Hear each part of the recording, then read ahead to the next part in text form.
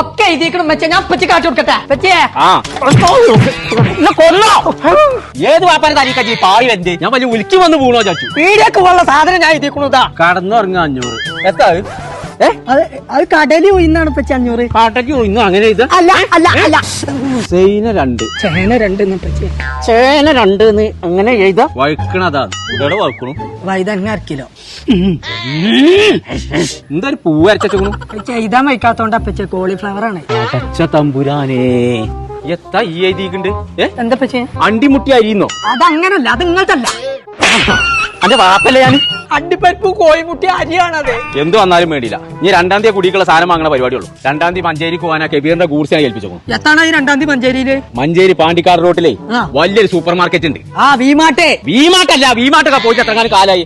അവിടെ അച്ഛനവ് എന്ന് പറഞ്ഞ ഹൈപ്പർ മാർക്കറ്റ് ഇറങ്ങി. 2-ാം തീയതി ഓരോ കടന്റെ പരിപാടി എന്തൊക്കെ നടക്കുന്നുണ്ടല്ലോ. അന്ന് പുടുത്തം ഓഫറിലാണ് സാധനം എല്ലാവർക്കും